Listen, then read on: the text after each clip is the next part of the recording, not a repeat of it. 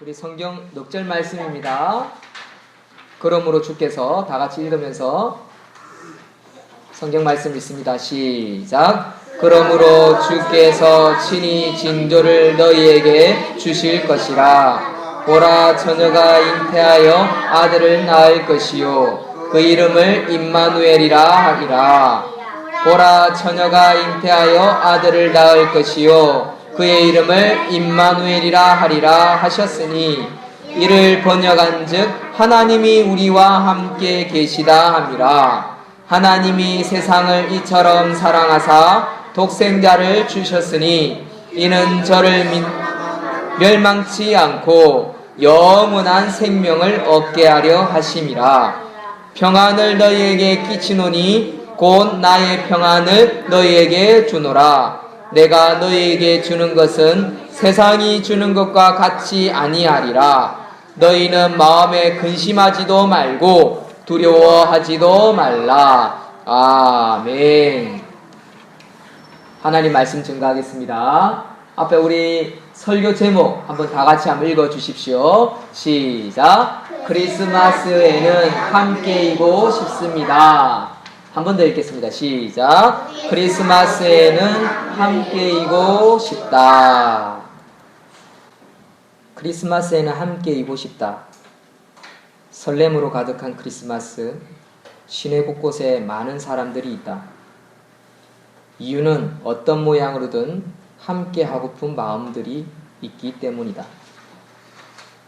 누군가와, 특별히 사랑하는 누군가와 함께 하고픈 마음들이다.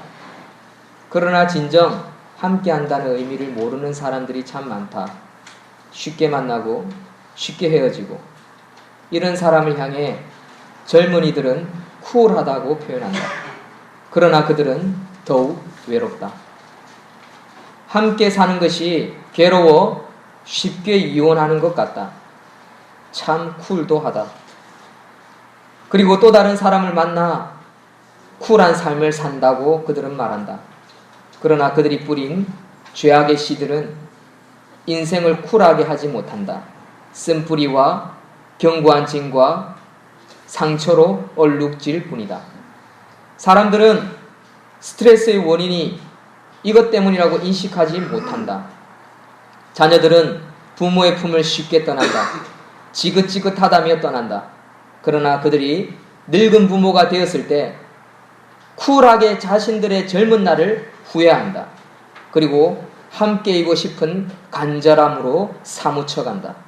결국 그래서 쿨하게 자살하는 것일까? 모든 이들이 함께하고 싶지만 함께 있고 싶지 않은 사람들도 있다. 자신밖에 모르고 남을 배려할 줄 모르는 사람은 가까이 두고 싶지 않을 때가 있다. 때로는 배려 차원에 함께 있으면 스트레스가 생기기도 한다. 때론 섬겨야지 하면서 꾹 참지만 더 이상 다가가기 싫다. 아마도 우리의 부족한 인격 문제이리라. 예수님은 그러하지 않으셨는데 말이다.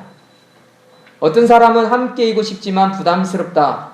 마음이 통하지 않는다. 할 이야기도 없다. 그래서 때론 어릴 적 친구가 그립다. 말이 통하는 사람과 순수했던 만남들이 그립다. 그 친구를 다시 만나고 싶다. 그 친구와 이 추운 겨울 따뜻한 난로가에서 밤새도록 웃고 싶다. 예수님은 그런 제자를 찾아 3년을 섬기셨다. 마음이 따뜻한 사람과 크리스마스에는 함께이고 싶다. 이것은 모든 이들의 마음일 것이다. 마음이 여유롭고 따스한 사람과 크리스마스에는 함께이고 싶다. 누구나 원하는 것이리라. 말이 통하는 사람과 여러 가지를 크리스마스에는 함께이고 싶다. 이런 바람은 점점 사라지는 시대이지만 일도 밥도 춤도 크리스마스에는 함께이고 싶다. 이 땅의 크리스찬들이 이러한 삶을 살아가야 한다. 함께하고픈 사람으로 함께 있어주는 인격과 인내로 말이다. 예수님은 그래서 자신을 닮으라고 말씀하신 것이다. 예수님은 이 땅에 그렇게 오셨다. 그들과 함께 있으려고 오셨다. 우리의 얼어붙은 마음을 녹이고 영원히 그들의 선한 왕이 되어 이 땅을 온전히 다스리어 오셨다. 그 예수님을 마음에 품을 때 진정한 평안이 시작된다.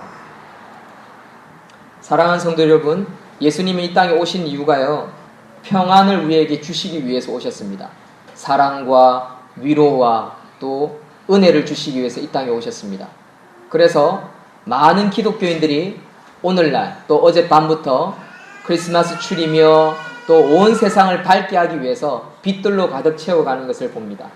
요한복음 14장 27절 앞으로 화면을 보시면 평안을 너희에게 끼치노니 본 나의 평안을 너희에게 주노라.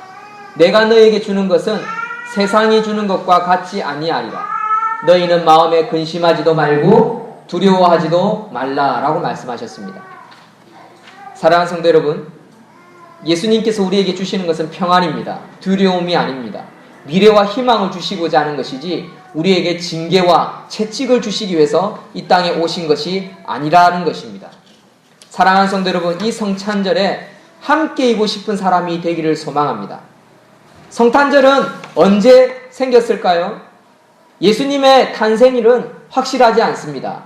크리스마스, 성탄절을 12월 20일로 정한 것은 예수님의 탄생일, 생일이라고 말하기는 어렵습니다. 우리 어린이들 기억하세요? 12월 25일이 꼭 예수님의 생일은 아닙니다. 성경은 예수님께서 언제 태어났는지를 말하지 않습니다. 기록되어 있지 않습니다. 그가 태어날 때 들판에서는 밤에 목자들이 양떼를 지키고 있었고 사막이 가까운 유대 지방의 겨울은 우기로 말미암아 풀이 파랗게 자라는 그런 봄과 같은 그런 날씨였습니다. 그리고 들판에는 양들이 풀을 뜯는 그런 계절이었습니다. 그런데 크리스마스는 예수 탄생의 기념일이 되었습니다. 여러 나라의 교회들이 12월 25일을 성탄일로 삼아서 행사를 가집니다. 한국 교회도 이날을 그리스도 탄생일 기념으로 여기기 시작했습니다. 특별히 에티오피아의 콥트 교회와 이집트의 장로 교회는 1월 7일에 성탄 축하를 행사를 하기도 합니다. 러시아 교회도 마찬가지입니다. 스코틀랜드는 1월 1일 날 성탄 축하를 하기도 합니다. 크리스마스 날짜에 대한 여러 가지 말들이 있습니다. 12월 25일은 고대 로마 제국이 축제일로 지키던 동짓날이었는데 그 동짓날에서 비롯되었다는 설이 있습니다. 기독교 나라가 된 황제가 과거의 이교도 축제일을 그리스도의 축제일로 기념하도록 명령을 내렸다라고 합니다. 그들에게 황제보다 높은 그리스도의 생일이 필요했습니다. 정확한 축생일을 알 수 없고 로마 제국이 기독교화되고 사람들이 축제를 좋아하며 기념일이 필요하자 자연스럽게 로마의 12월 25일이 크리스마스가 되어버렸습니다. 크리스마스를 교회가 그리스도 성탄 기념일로 지키기 시작한 것은 BC AC 4세기 400년 예수님이 태어나고 나서 400년 정도가 지나서부터였습니다. 로마 교회가 335년, 354년에 크리스마스를 지켰다라고 역사서에 기록되어 있습니다. 우리나라는 어떻게 기독교화가 되었을까요? 우리나라는요, 원래 성탄 기념일을 중요하게 여겨왔습니다. 20세기 이후에 등장하게 되었는데 사실은 언론 매체들이 성탄일을 12월 25일로 알리기 시작했습니다. 독립신문, 조선일보, 동아일보 중요한 축제일로 12월 25일을 알렸습니다. 그리고 예수님 탄생 기념일을 국가 공휴일로 정했습니다. 이것은 미 군정이 정한 것입니다. 1945년 9월부터 1982년 1월까지 우리나라에 뭐가 있었는지 아십니까? 야간 통행 금지라는 게 있었습니다. 그런데 1년 중에 12월 24일만큼은 야간 통행 금지가 해제되었습니다. 그래서 성탄절 이브가 되었고 온 국민은 성탄절을 야간 통행 금지가 풀림으로 말미암아 아주 특별한 날로 자연스럽게 인식하게 되었습니다.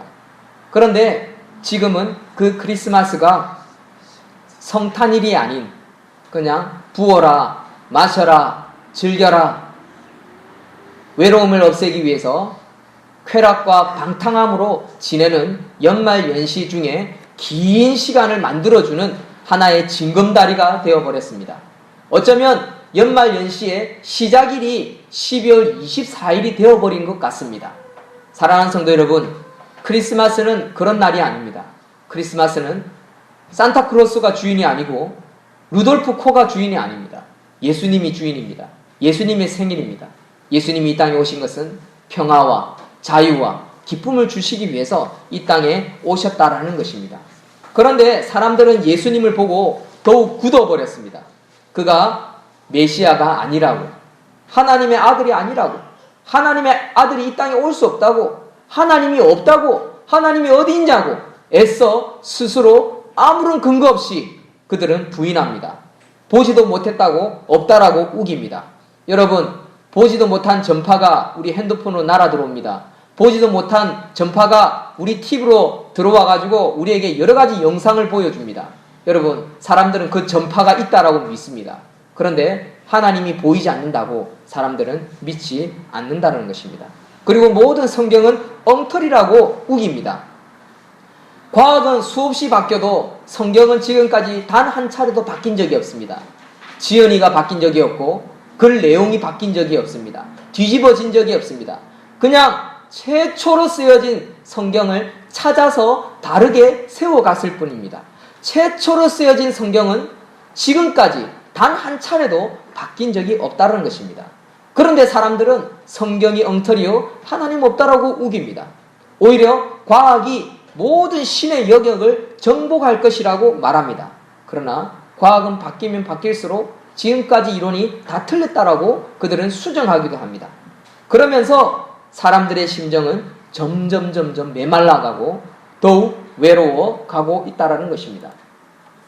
이사야 7장 14절에 이런 말씀이 있습니다. 다 같이 한번 읽겠습니다. 시작. 그러므로 주께서 친히 징조를 너희에게 주실 것이라. 보라, 처녀가 잉태하여 아들을 낳을 것이요 그 이름을 임마누엘이라 하리라. 이 말씀은요, 성경 66권 중에 이사야의 성경에 기록된 건데, 이 이사야 성경은 예수님이 태어나기 전에 700년 전에 쓰여진 글입니다. 뭐라고 되어 있습니까? 처녀가 잉태하여, 남자를 만나지 않고 잉태하여 아들을 낳을 것이다. 그 아들의 이름을 뭐라고 한다고요? 임마누엘.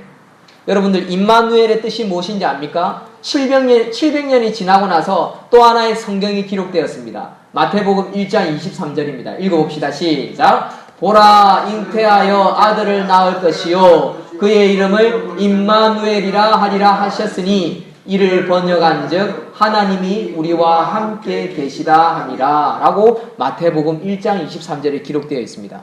놀랍지 않습니까? 700년 전에 임마누엘 예수님 그리스도가 오실 것이라고 예언하고요, 700년 후에 똑같은 성경 구절이 쓰여지고요, 그리고 몇 달이 못 되어서 예수님이 태어납니다. 여러분, 이것이 우연일까요? 처녀가 어떻게 아기를 낳을 수 있습니까? 그리고 사람들은 나중에는 급기야 그가 예수가 아니라고 우기고 있습니다.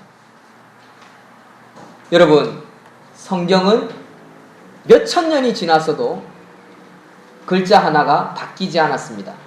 여러분, 이럼에도 성경이 하나님의 말씀이 아닐까요? 아니라고 우기는 사람은 아무 생각 없이 무대뽀로 우기는 사람이라고 할 수 있겠지요. 아마 누구나 그 말을 들으면 알 것입니다. 예수님이 땅에 왜 오셨을까요? 요한복음 3장 16절입니다. 다 같이 읽겠습니다. 시작. 하나님이 세상을 이처럼 사랑하사 독생자를 주셨으니 이는 저를 사람마다 멸망치 않고 영원한 생명을 얻게 하려 하심이라. 아멘. 말씀을 결론을 맺겠습니다. 우리 어린이들 너무너무 예배 잘 드렸어요. 한 명 빼고. 한 명 도망갔네요. 한 명은 선물을 안 줄 거예요. 우리 세 사람은 선물을 주겠습니다. 너무 예배 잘 드렸어요, 우리 어린이들. 사랑하는 성도 여러분, 아기 예수님이 땅에 오신 것은요, 그 예수님을 통해서 영원한 생명을 얻고 천국의 삶을 누리기 위해서 이 땅에 오셨습니다. 또한 살아생전에 하나님께서 복을 주시기 위해서 이 땅에 오셨습니다. 그 예수님을 구주로 모시는 저와 여러분들이 되기를 소망합니다. 우리는 우리와 함께 하는 사람을 소중히 여길 줄을 모를 때가 있습니다. 아기 예수님, 하나님의 아들이신 예수님을 소중히 여기지 못할 때가 있습니다. 가까이 섬기는 작은 섬김을 무시하는 경향이 있습니다. 당연한 것으로 여기고 더 많은 것을 바라는 사람들도 있습니다. 섬기려 들지 않습니다. 예수님은 섬기려 이 땅에 오셔서 섬기다가만 가셨습니다. 그럼에도 불구하고 그를 믿지 않는 경우가 참으로 많습니다. 그리고 점점 사람들은 더 큰 죄악으로 삭막해져 가고 있습니다. 제가 우리 아이들이 있어서 예화가 하나 있었는데 좀 생략하겠습니다. 그냥 간단하게만 말씀드리겠습니다. 오늘날 동성애가 그런 것입니다.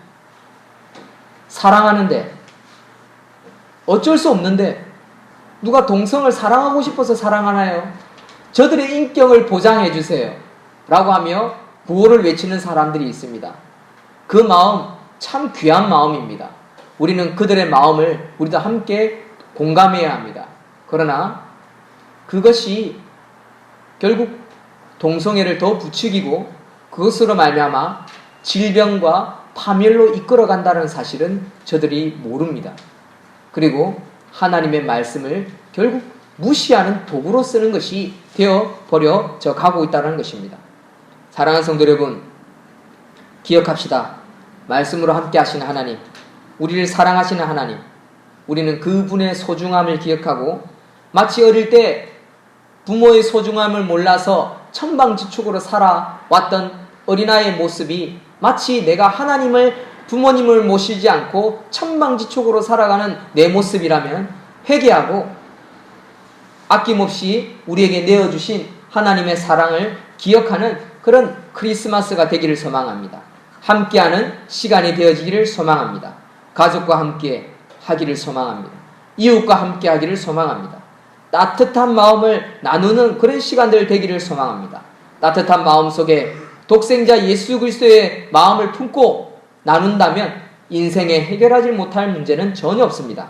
큰 것을 나누기보다 의미 있는 나눔이 되기를 소망합니다. 내 이름이 드러나기보다 예수님의 이름이 드러나기를 소망합니다. 그렇게 어려운 것이 아닙니다. 내 이름이 드러나지 않는 자선 냄비, 기금, 의미 있습니다. 그러나 더 의미 있는 것은 그 기금을 통해 예수 그리스도의 이름이 드러나야 진짜 아름답고 따뜻한 세상을 만들 수 있다는 사실을 기억하고 믿음으로 사시는 주의 백성들 다 되시기를 주의 이름으로 축원드립니다. 아멘. 기도하겠습니다.